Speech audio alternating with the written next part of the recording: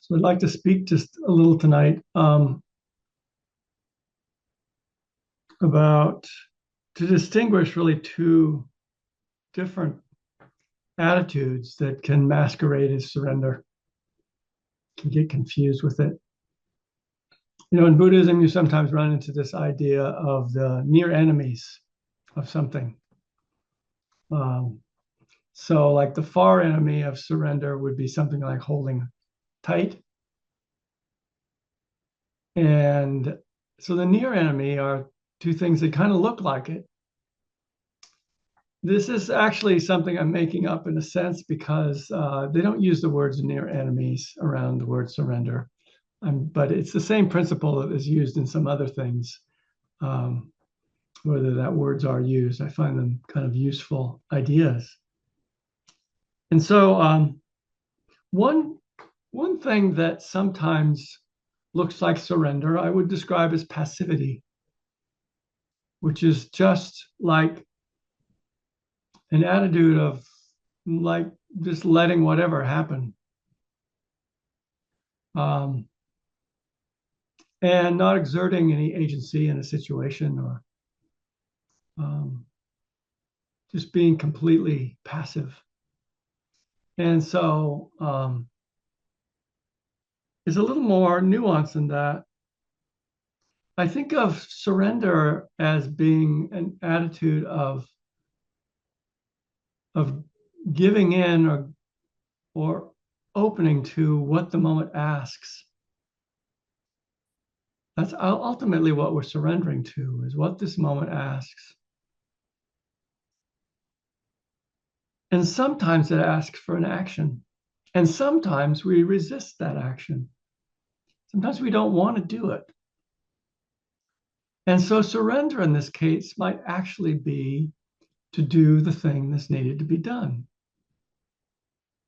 to surrendering to what the moment asks.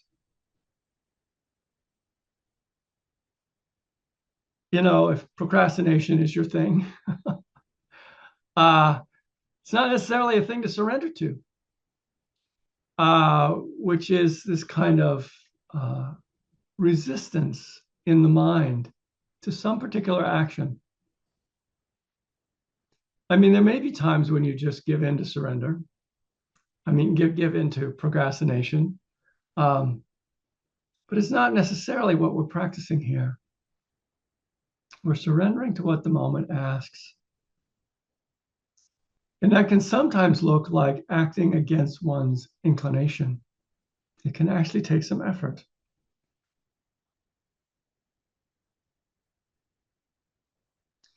You know,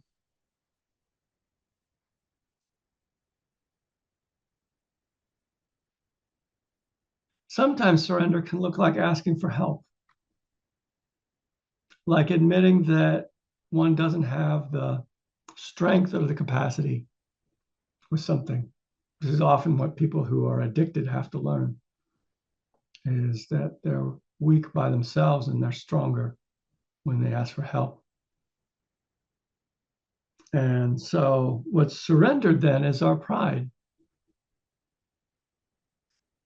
We have this idea, which is particularly virulent in America, that we're supposed to be able to do everything ourselves. We're supposed to be these independent islands of self-sufficiency. And and so we base our identity around that. We often get very proud about that.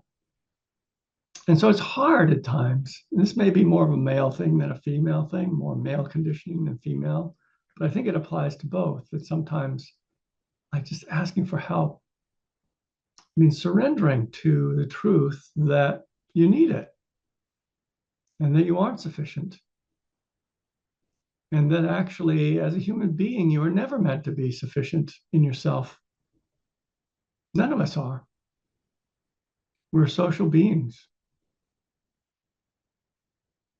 We hardly live very long for what everybody else is doing all the time. So surrender can look like that. letting go of whatever it is standing in the way, surrendering to the moment. And sometimes it might involve a certain risk.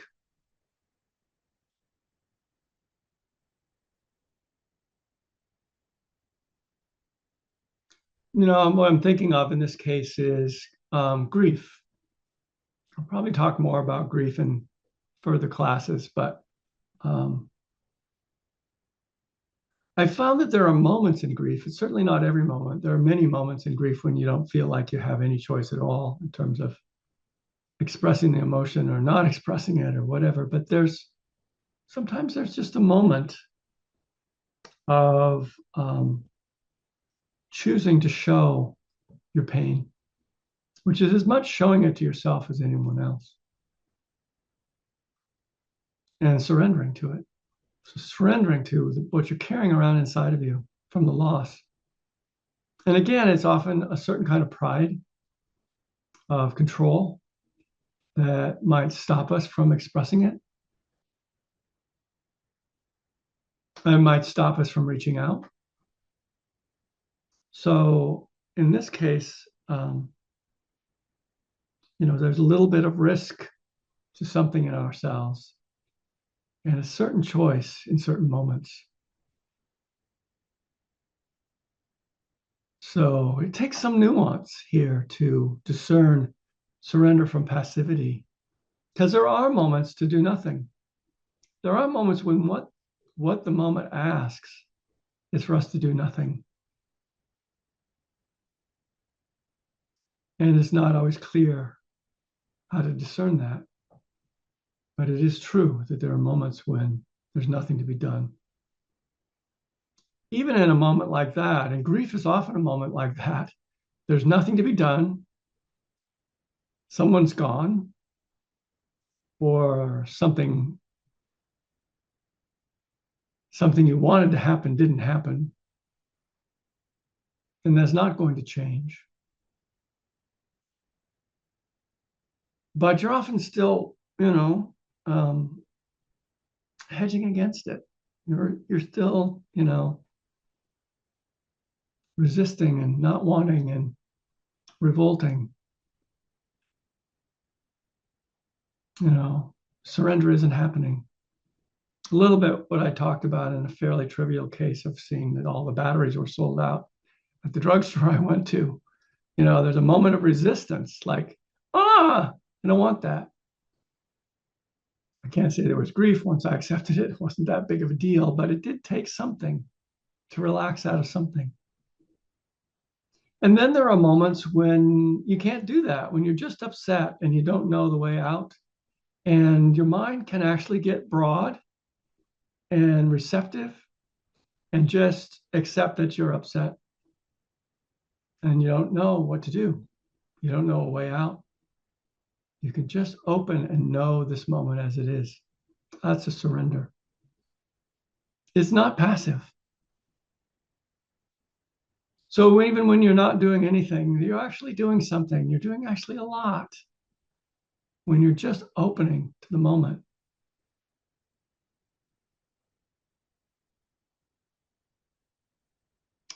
The other thing that I wanted to mention that sometimes gets, I think, confused with surrender is collapse,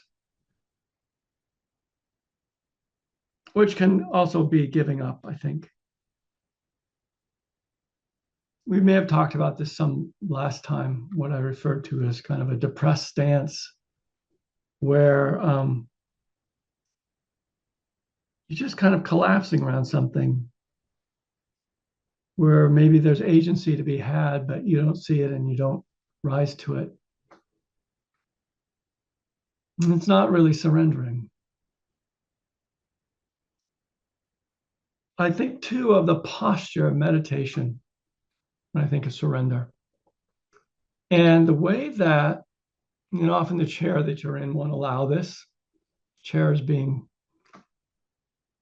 a mixed blessing when it comes to meditating, I have to say. I like my bench because it allows me to have my spine in its natural position, which is not straight. The spine isn't straight. It has a kind of a curve to it. And but there's a way when you actually settle and you feel the weight going right down your body through the sitting bones, that you can actually release into the ground. There's a kind of a surrender of all the weight of the body down through the structure. And the structure can hold it, which is different than collapsing, you know? It's different than, I can embody it. I can embody the collapse. This doesn't look collapsed, but there's a surrender there. And there's a presence in surrender. There isn't necessarily in collapse. There's a kind of an escape, a not wanting to be here. That is not what is meant by surrender. It's not how I'm using that word. In surrender, there's a feeling of being here. And there's a feeling of alignment, which allows a surrender. So you're looking for that sort of alignment. And the body's a great place to begin. I think it's one of the reasons why it's so helpful to meditate in alignment. You begin to get that sense of the quiet,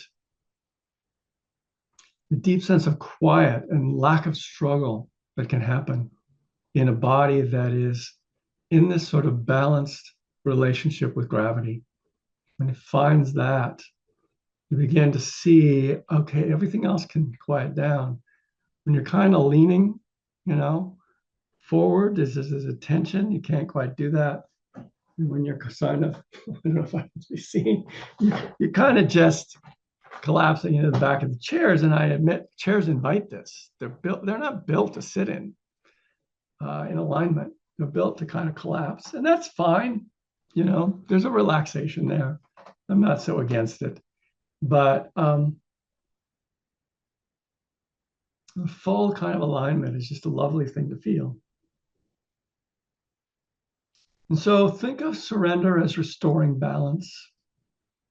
We're really working with doing and not doing, and to find a certain balance when we're working with surrender. So the word balance fits, presence fits, wholeness fits.